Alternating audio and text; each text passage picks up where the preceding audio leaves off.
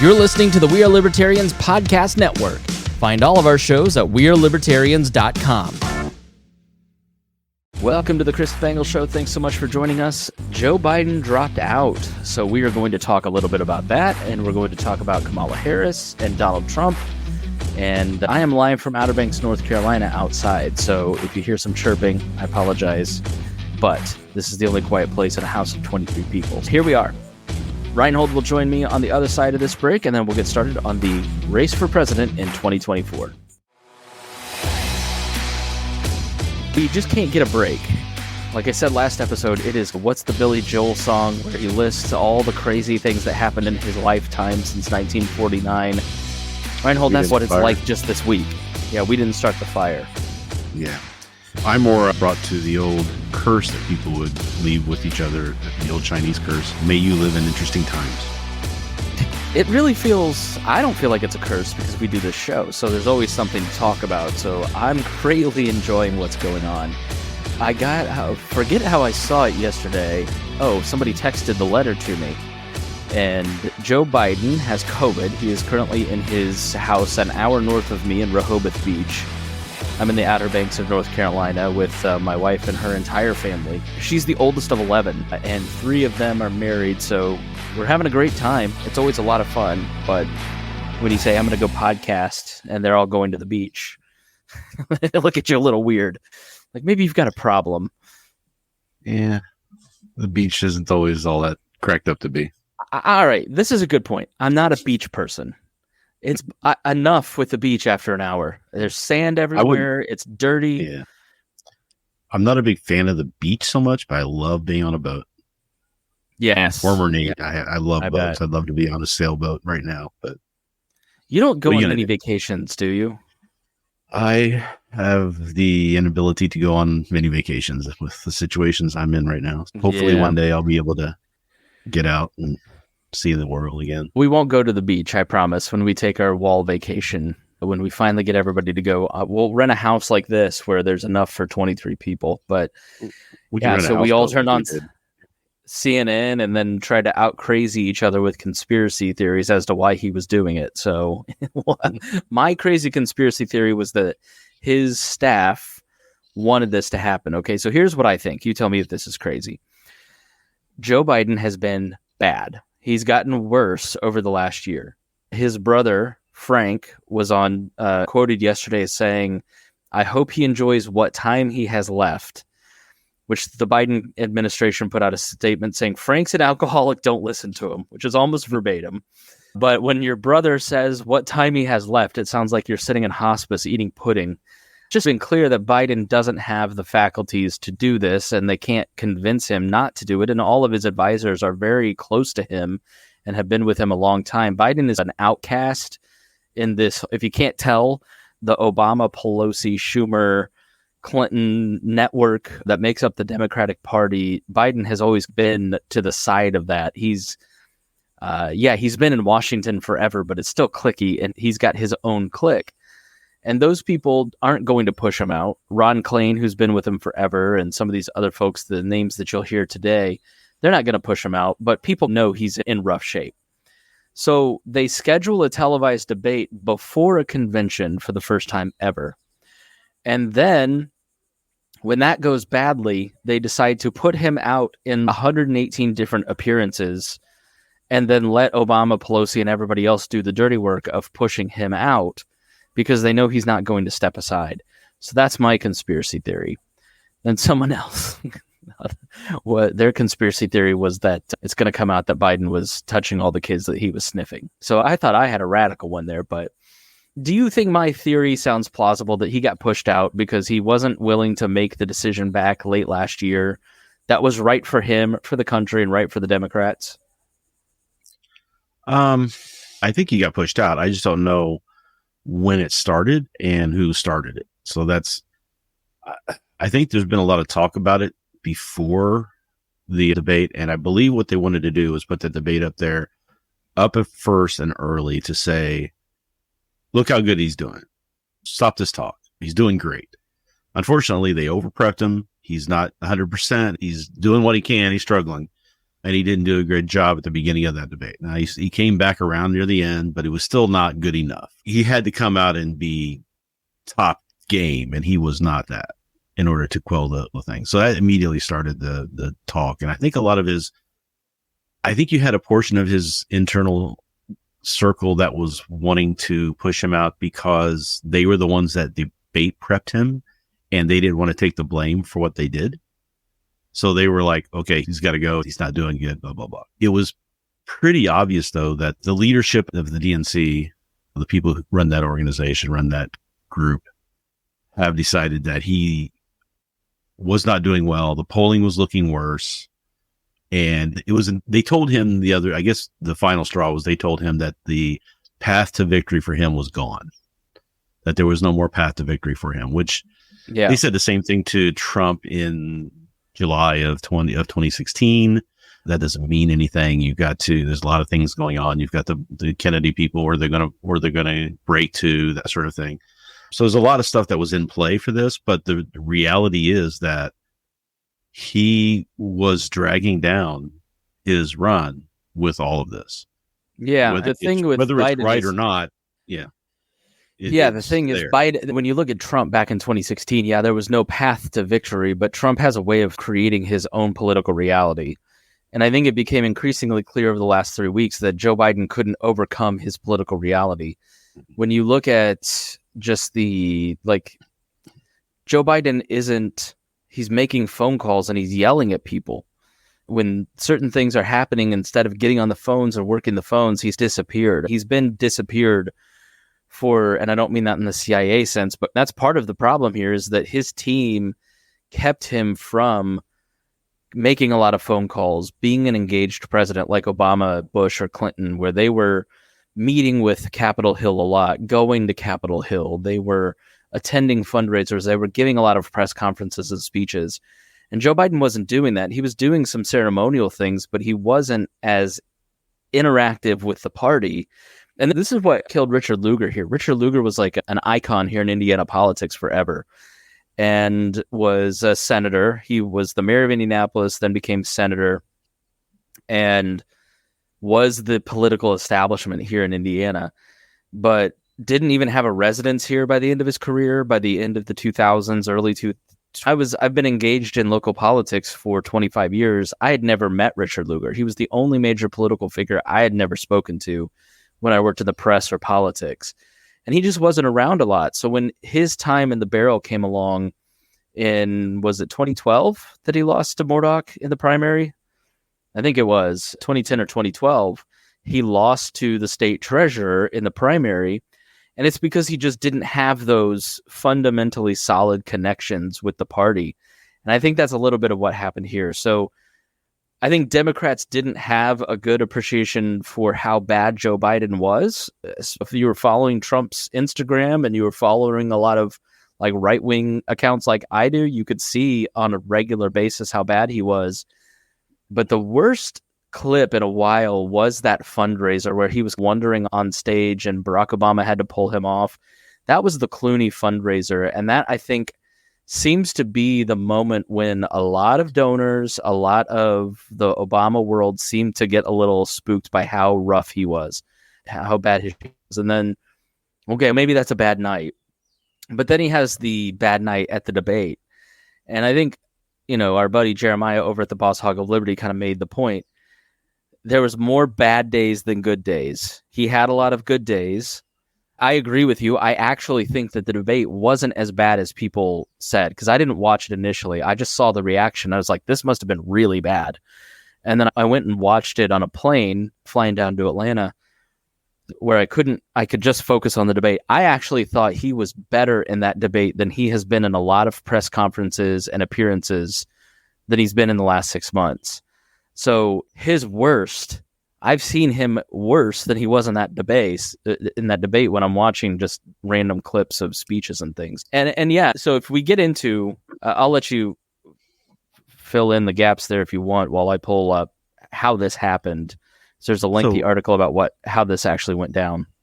Yeah. So I got a couple of things real quick. One is that a lot of the clips you were seeing from the Republicans on how bad he was doing, some of those were manipulations and stuff. And embellishments of the things that were bad in the way they were framed and cut and everything. That doesn't mean that he wasn't having bad days and there weren't problems. It's just that when you catch people doing that, you start to question, oh, this is just them putting out misinformation. And you start to not listen to what's being said and not paying attention as well, as hard as you will. The debate, he started off really bad. I watched the first 10, 15 minutes and was just like, oh my God, he's not, because I think he had to come out and kill it. Sorry to interrupt, but you nailed, I think, a key piece of the problem with the division in the country is that because the other guys are saying it, I'm going to reflexively say nuh-uh.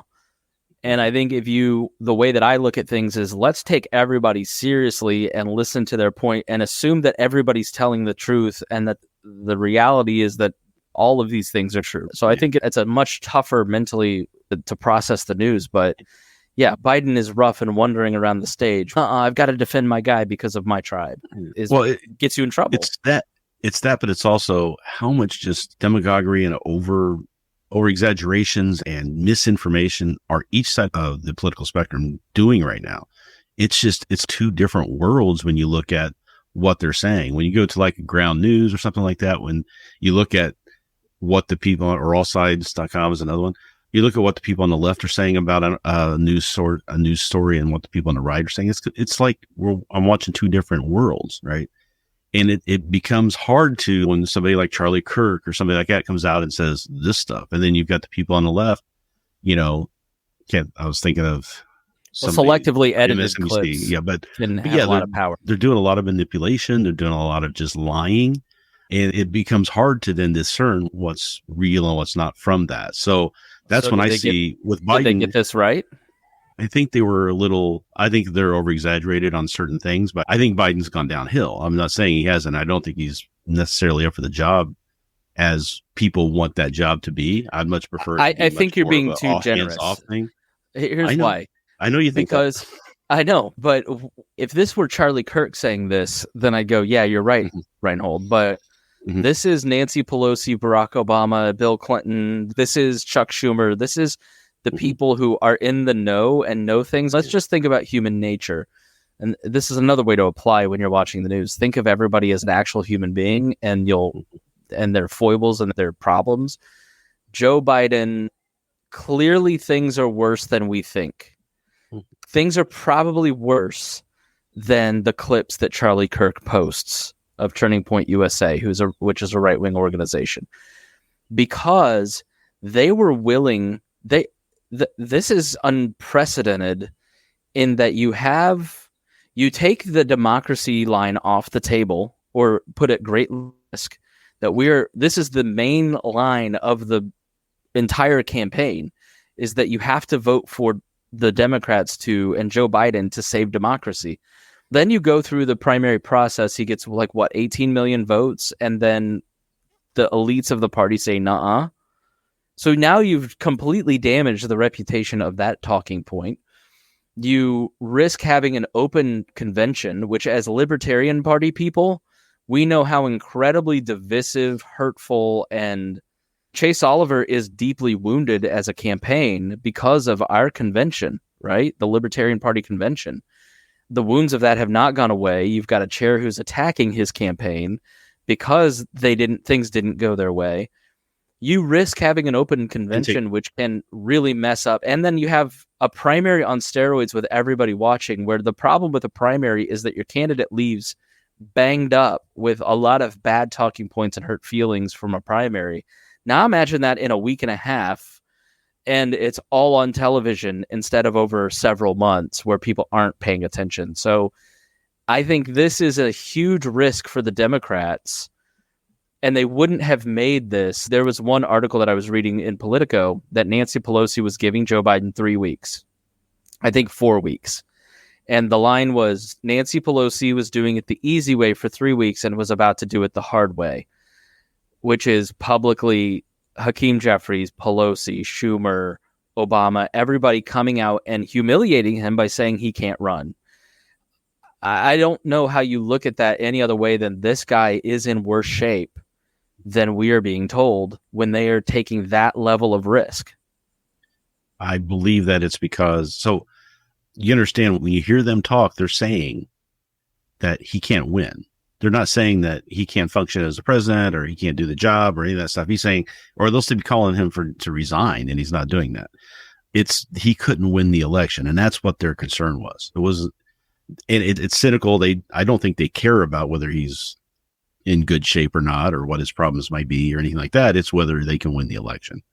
So they're willing to just destroy him in order to get that out of the talking points and move on to someone else.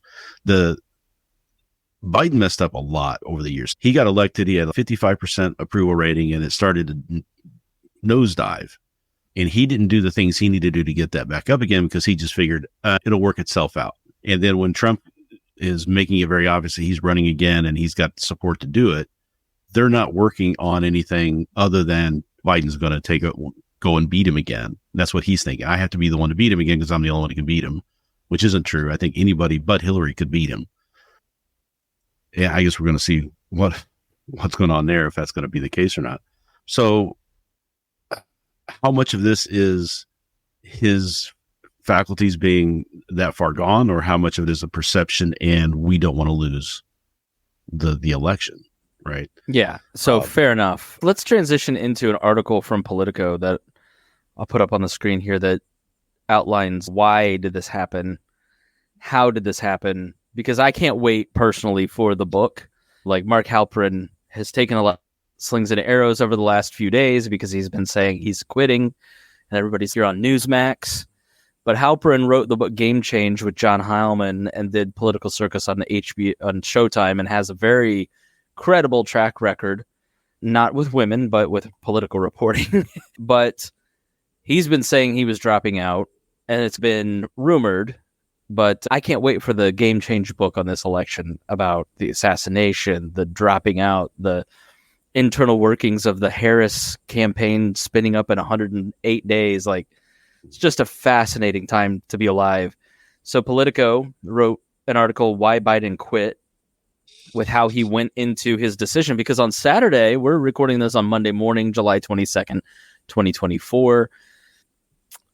So Saturday, July 20th, he was telling people he was running, and it was full steam ahead. They were doing delegate phone calls and fundraising phone calls as a campaign at the very moment that Biden put out the X post that said he was quitting.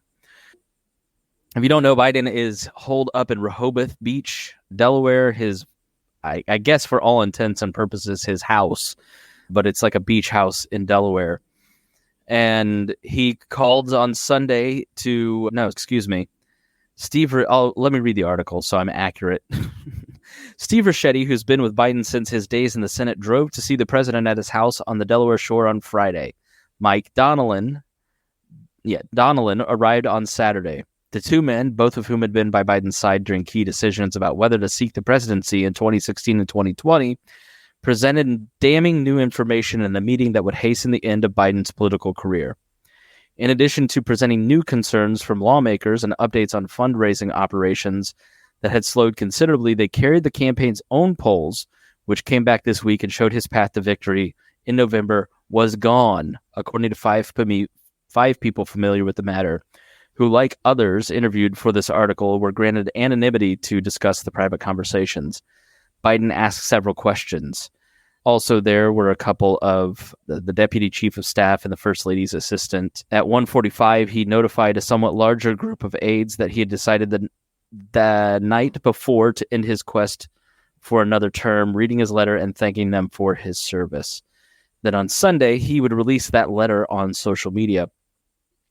So I guess they had a historic day in the Democratic Party in terms of fundraising. The third largest day since Act Blue, which is this website that kind of is like an all-encompassing site. You can go to Act Blue and make a donation to specific candidates or to the party in general or to the campaign. They brought in over $50 million in a single day after he quit. Now, remember, he quit in the middle of the day, so today may be even bigger than that.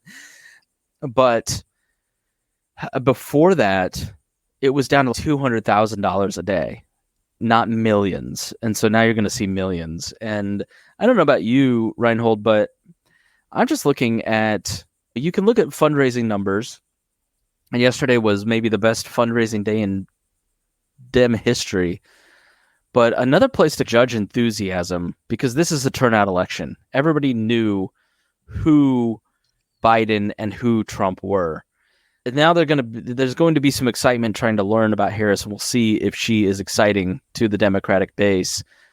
But when you go and look at the comments on meme pages, and I know this is silly, but if you were to go look at meme pages, Biden just never could catch a break on the Shade Room or some of these big pages. And I saw that completely flip yesterday. I saw a ton of excitement online in these 4,000 comments saying, let's go, let's do this, let's go. I guess I just, because I'm a creature of the right, didn't have an understanding or awareness of how deeply unpopular Joe Biden was, especially with his own voters. It was like Miss Pat said, I'm voting against Donald Trump. I'm not voting for Joe Biden. And that's what this whole race has always been about, voting for or against Donald Trump. It's like a wet noodle could be running, or a turtle or whatever. It didn't matter who was in that chair. But it's not going to hurt you to have somebody in there who people who aren't as ambivalent to or just don't really rate. So there's a lot of people who had a lot of issues with Biden because of what was going on in Israel and Palestine right now. And so there was a lot of talk about that. And I guess, like you said, Biden's always been on the outside of that whole cliquey thing anyway. He's went his own way. He's always seen himself as a working class Democrat, which is ironic, funny, but ironic, but it's still, that's how he saw himself. And he never really meshed well with a lot of other people. He was always tooting his own horn to the point where he would embellish a lot of things, that would end up getting him in trouble. He wasn't exactly the best with the truth all the time. And I think let me interject there. Joe Biden lies as much as Donald Trump does. He is a liar of the first order, including and even down to lying about his uncle being eaten by cannibals, which, okay. I think Joe Biden is a liar of the first order. His first presidential campaign, this is the third one he's dropped out of, but his first one ended because of plagiarism, because he lied and cheated on a college paper. Like, he is not an honest man. And I know, let me say something nice about Joe Biden. I'm sure this was very difficult for him. This is his life's ambition. He is humiliated. He's making a decision because he thinks it's best for his party. It's best for the country.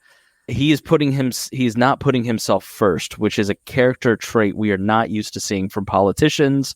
Sure. I do think he is patriotic in that sense. Yeah. I do think he's a good man. He's a good man in that he cares about his family. But this talk of he's the greatest man since FDR and all these things, I'm just like, come on, this dude lies all the time. Like, the greatest first term in presidential history. Give me a break. I'm not sad to see him go. No. He's wanting to not tarnish what he's built as his reputation, right? He didn't want it to be at the tail end. And I also find it ironic that Pelosi's the one who's going to dictate whether or not he's got his faculties enough to run when she has her own moments and issues, right? And she shouldn't be doing anything anymore anyway. Because if you're Hakeem Jeffries, aren't you like, she's not the speaker anymore. And this is like why the Pope is supposed to not, like the Pope Benedict has never spoken or done anything, because it's when the one Pope retires, they still have a power base. They're not supposed to use that and undermine the current voice of God on earth. And that sort of like struck me as odd that Pelosi has been such a power player. Like, if I'm Hakeem Jeffries, the current Speaker of the House, or not Speaker of the House, Majority Leader for the Democrats, I'm going, hey, get out of here. Yeah, and there's a lot of excitement about Hakeem Jeffries too. I watched him give some speeches and do some things, and I'm like, this guy's good. This guy could be, in 10 years, 15 years, he could be on the ticket running. I think he's that capable from what I've seen. Now, time will tell whether or not that's all just good in the moment type stuff. But that's what the Democrats have, this problem with not understanding how to make things look good for the people. Like, they should have been building up Kamala Harris for the last 4 years. Because even if you think that Biden's going to run again and you think he's capable and everything else, he's still pushing in some high age there that anything can happen. So you want somebody to be able to come in and take over and be wanted by the people. And she nosedived so fast, along with Joe Biden, but she nosedived really fast, and they just shelved her. I think they lost trust in her. They lost trust in that. Could have been. But I don't think they were comfortable enough pushing through. They put her in charge of immigration. She came out and said, "Don't come."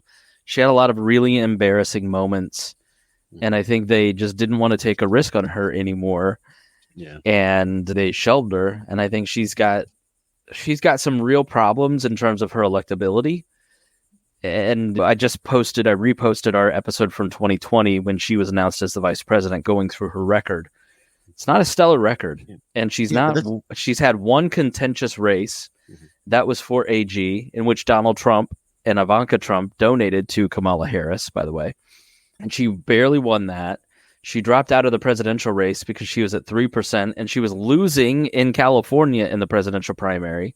She was picked because Joe Biden had promised to pick a woman, and she was the most obvious choice. And the Republicans call her a DEI hire. I don't think that it's entirely fair, but it's not totally out of the bounds because she was picked because she was a woman. Her traits as a Black woman, an Indian woman, a woman, put her at the forefront of that pick. I'm not saying that there was a white man who was a better choice, but it's not a crazy talking point. But one thing I'm getting at, though, is that they know these problems in 2021. And let's say they do lose faith in her and they shelve her. You have access to a lot of good people who understand politics, a lot of good thinking people, Jim Carville, those kinds of things. Get them with her, get working with her for 6 months to a year, whatever it takes to get her up to snuff. Why don't they do that? Because she wasn't doing anything else. It's not like she had a real job, right? She could have been working to really better herself and put herself into this moment. And nobody did this. I don't understand what they're thinking with this stuff. Joe doesn't worry about his approval rating. Kamala gets shelved and nobody does anything about it. And now they're in a position right now where they have to go, oh, this is our best option, and we hope it's enough. I think you could have prepared yourself. Yeah, I think the reason the Democrats remind me a lot of the Libertarian Party. It's a party of people pleasers. They are way more than libertarians, because there's definitely that libertarian streak of I'm going to say the truth and you deal with it. But there's also a streak in the Libertarian Party of we need to be a broad appeal party. We need to appeal to a lot of people who aren't going to like us anyways.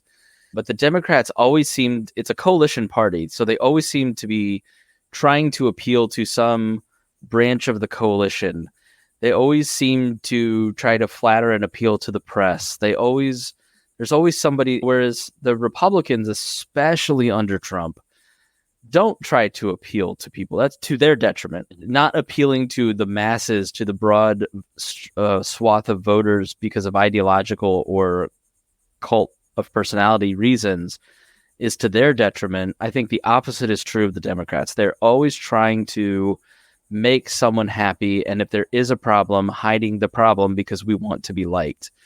Yeah, I definitely think that is a problem. Kamala Harris, I think the Trump campaign did not want this to happen. There's a great article by Tim Alberta, I think, at The Atlantic.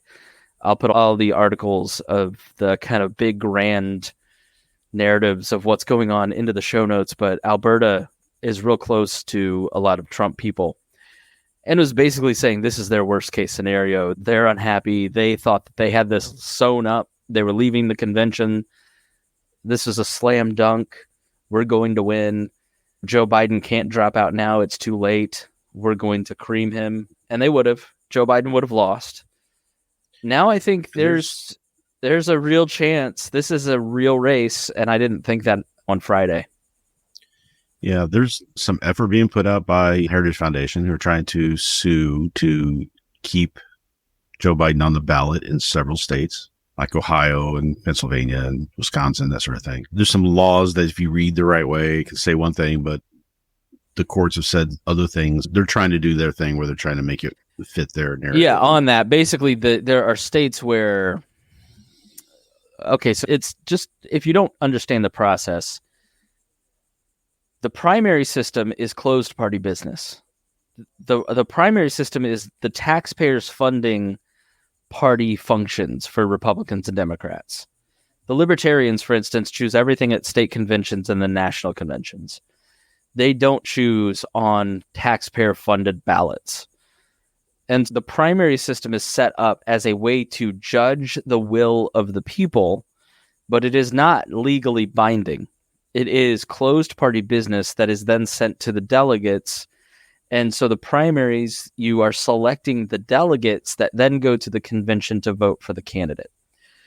And this is an argument for getting rid of the primary system and going back to conventions, which is, I think, a much better way to do it. Now, why do I say that? Oh, democracy. Democracy doesn't exist in this system because this is a closed political party. Republicans are not allowed to come to conventions and participate in Democratic conventions and vice versa. That's cheating.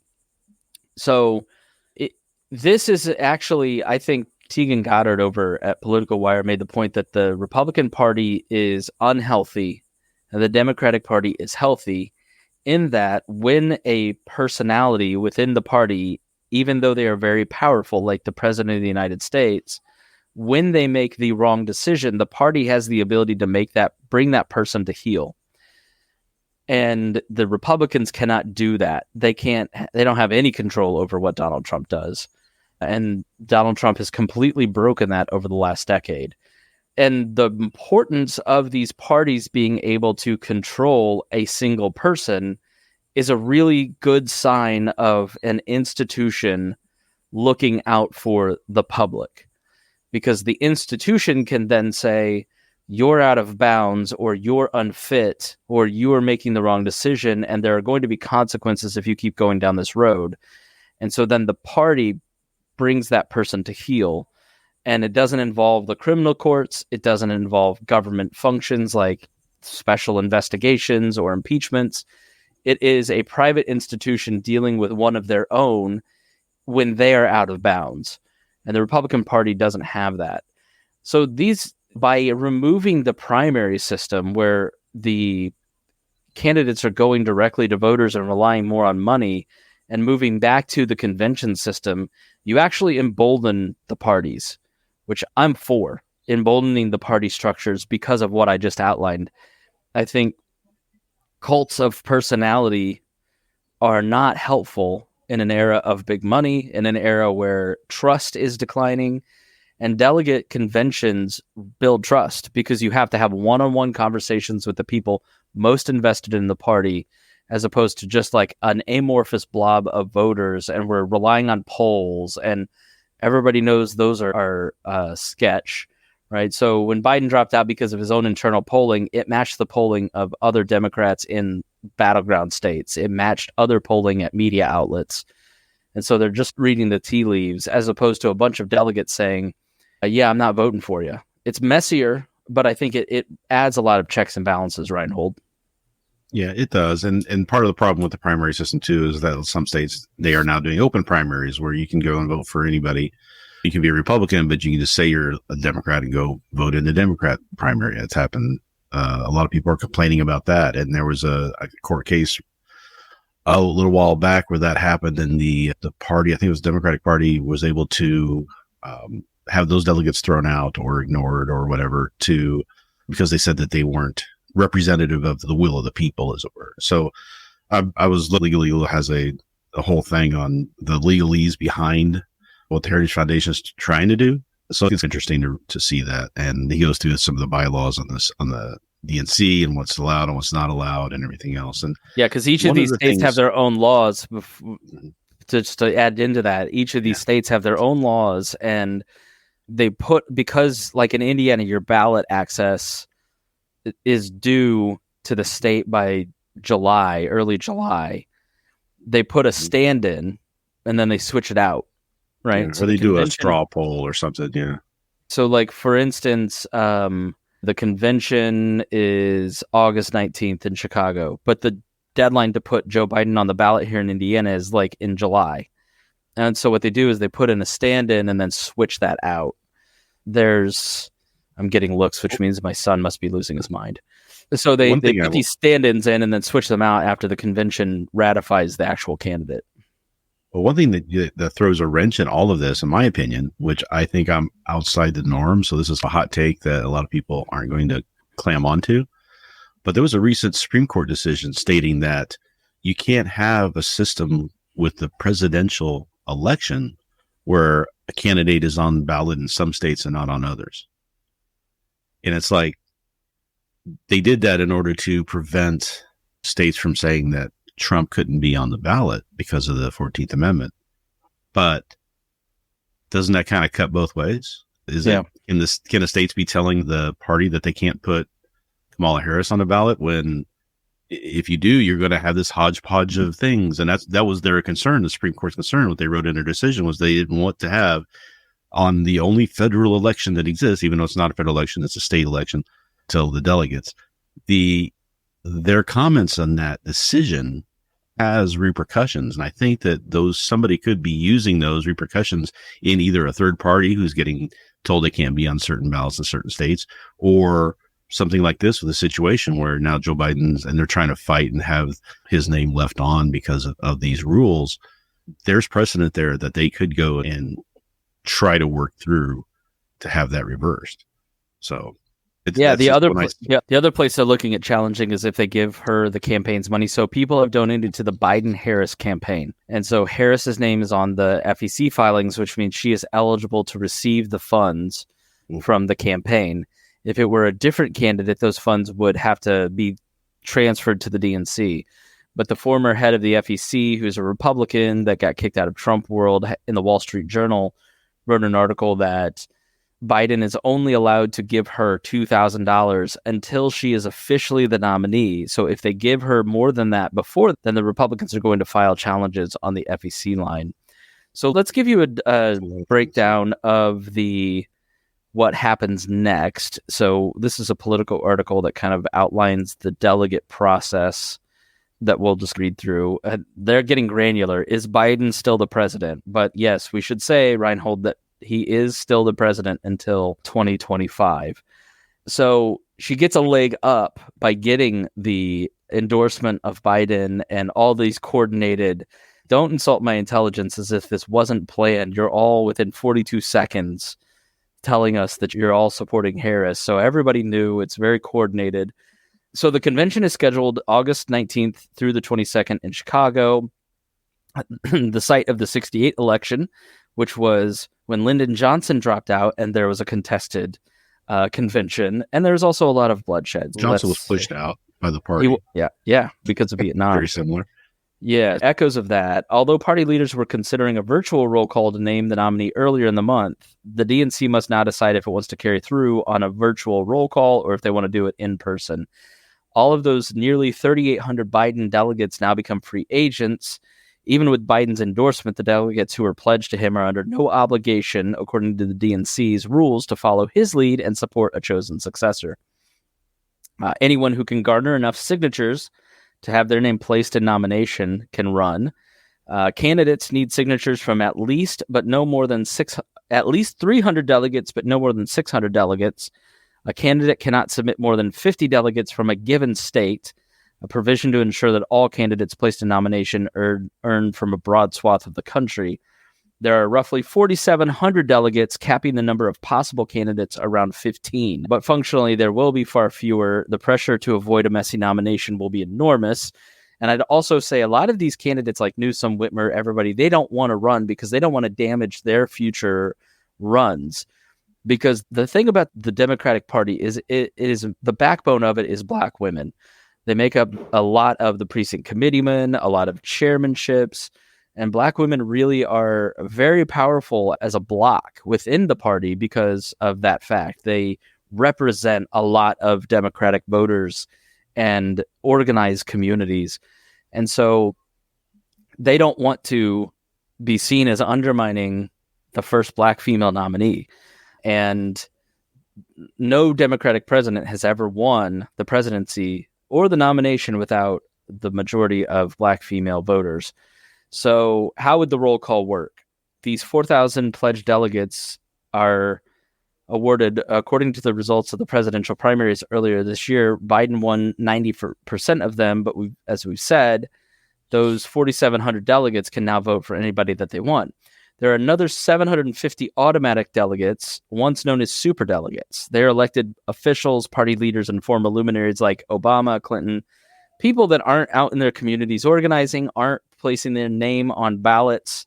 If you want to run for a delegate spot, I think in Indiana here, you sign up to be a delegate to the convention, of which I did back in 2002.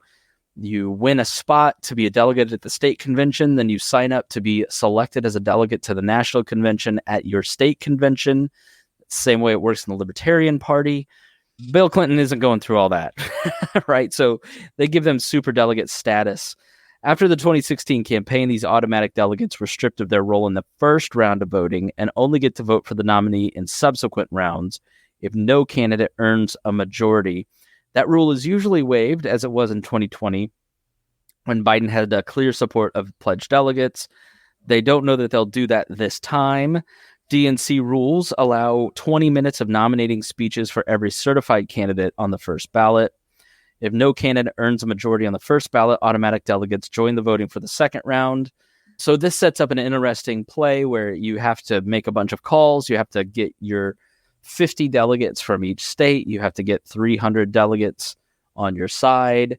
You have to then line up super delegates on top of that, which is all a very tall order in less than a month to do if you don't have a lot of prominence. So that is why you see Newsom, Whitmer, Joe Manchin now saying he's not going to do it, because Joe Manchin probably would not be able to get that threshold of 50 votes in each state and then get superdelegates. There's no real clear path for anyone to run in a serious way against Kamala Harris at this point, because the momentum is very clearly behind her, thanks to Joe Biden, Bill Clinton, and many others throwing their support behind her. Then the vice presidential nominee, that is still to be picked. I'm going to go with someone from, I would say Josh Shapiro, governor of a swing state like Pennsylvania, or Andy Beshear. Kamala Harris's official account was promoting a video of Andy Beshear, the governor of Kentucky, who was a Democrat in a red state with a strong record. If you're a Democrat, if you're a Republican in Kentucky, you don't think that. Here's somebody that can appeal to voters in Michigan, Pennsylvania, Wisconsin. You're looking at probably a white man, Reinhold, as the nominee from the Midwest. That would be my guess. You could see the first all-female ticket with Whitmer from Michigan. Trump is leading in Michigan right now, although this throws all the polls out. Who knows what it's going to look like? Polls are suspect anyways, especially if they don't include Libertarians and Democrats and Robert F. Kennedy Jr. on these polls. The poll needs to reflect what the ballot says. Otherwise, it's not valid in any way, shape, or form. It's just going to be an interesting month. I will also say Kamala spent 10 hours yesterday making phone calls in her sweats, and she ordered pizza. What do you think Kamala Harris likes on her pizza? If you were to make a guess. I'm hoping it's not Hawaiian. It's worse. Oh, no. Is it the broccoli asparagus thing? This woman of the people likes anchovies on her pizza. Hey, nothing wrong with anchovies. Of course. I love me some anchovies. Old Lib Dennis over here with his anchovy pizza. I love me some anchovy pizza. Are you crazy? All right, give us your final thoughts, because I've got a crying baby I need to go save, and sure. Everybody in the family keeps walking by looking at me like I'm abusing my child as he screams at his crib when they could have picked him up. I'm podcasting here. Come on, people. Working here. They had I think they did the right thing. So I was saying the other day that I was worried that the Dems were going to do the wrong thing and just throw it open to the DNC and just let whoever bubble to the top. But they've done the right thing where they've got behind Kamala. They're going to, because that's the simplest way to do it, because you eliminate a lot of legal issues that could potentially be problems. You get rid of some of the financial issues that could potentially be problems. You show support behind one person, you don't have a contested delegation, you start to whip up excitement for that person instead of having a knockdown drag out. There's some benefit to having that fight at the delegation where the bad stuff can come out and we can get it out of the way. And then all the stuff that Trump's going to come at her with, we're going to find out early. But I think it's the better play with what they're left with at this point, since they didn't do all the work they should have done before in getting everything ready to go for this. This is their best play, I think. Yeah, I'd also agree with that. Joe Biden wasn't going to make it another 4 years. I hate to say that. You never want to see anyone in ill health or wishing ill on them. I think he's capable of doing the level of the job that he's doing right now, whatever you think of that, good or bad, for the next few months. But I think if you're looking 4 years down the road, there's just no way. It just wasn't going to work. The American people knew it. It was clear to everybody. He made the right choice. And now American voters get the ability to make the up or down vote on whether they want Kamala to be president, as opposed to a backdoor ascension to the presidency through the 25th Amendment, or God forbid something worse. Mm-hmm. I'm going to leave my final words with the soon-to-be Democratic candidate herself. Let's just hear from Kamala herself. I can imagine what can be and be unburdened by what has been. You know, what can be unburdened by what has been. What can be unburdened by what has been. What can be unburdened by what has been. What can be unburdened by what has been. What we can see, what we believe can be unburdened by what can be unburdened by what has been. What can be unburdened by what has been. What can be unburdened by what has been. What can be unburdened by what has been. Who we can be unburdened by who we have been. All right, there's 3 more minutes of that. I don't know what that means, but I've worked with candidates in the past where 1,000 points of light. Right, where they think this just kills, and they're in a position of authority where you can't say this is really stupid. And so she's just going to keep saying this. But the other thing that you'll hear is that, and then also the coconut tree. Just if we're giving a little bit of a backgrounder so people understand what's going on and what's going to happen, you need to know the coconut tree, because that in Gen Z is all that they know about Kamala Harris. I'm trying to say her name right, guys. I'm trying to be somewhat respectful here. But she apparently was... All right, so this is her giving a speech, and she's talking about her mom. You think you just fell out of a coconut tree? You exist in the context of all in which you live and what came before you. Okay, so that is the coconut tree reference, if you hear that. So I'll put all that in the show notes so you can check those links out to everything, and you can, that thread of the coconut tree is her funniest moments, and some of them are really George Bush like. Here's what I'd say about her speaking ability. Trump has his own brand of talking, right? And every candidate, Barack Obama, because this case, right? Donald Trump always has blah, blah, blah, right? I'm not a good impressionist. Joe Biden always had a stutter, but obviously he's in a different category. I think Trump is getting, you're going to see the Democrats, and they already are starting to make that. He's the oldest candidate ever to be nominated for president. His mental health has declined too. And I'm all for it. Look, if we can get 2 for 2 on this one, let's use the age thing to get these guys out. Nikki Haley actually said in January that the first party to get rid of their old guy is going to win the presidency. But you're going to see that case of him being his increasing mental decrepitude creeping in. That's going to be on the table big time. But Kamala Harris has like this George Bush way of speaking. I don't think she's a dumb person. And I think it's very difficult to speak for a living. Obviously, I do it, and I'm not great at it. I have a lot of stutters. But she will like laugh in the middle of a sentence. She's got a very odd way of speaking that I think makes her hard to connect with. So we'll see how that goes. But the coconut tree thing and the unburdened by what will be are the 2 main memes that kind of surround Kamala's speaking ability and her Bush caricatures. that'll pop up. She's developed these phrases that she falls back on when she's looking for something or reaching for a thought or something like that, and she needs to fill the space. So you see that a lot. I do it. You can just listen to me on this podcast and hear me reaching for things. Never going to. Not starting now. All right. Thanks so much. Thanks for joining short notice. Thank you, listeners. Glad that we could get this in. Hope that it helps you. If it did, please share it. And we'll see you again here on The Chris Spangle Show.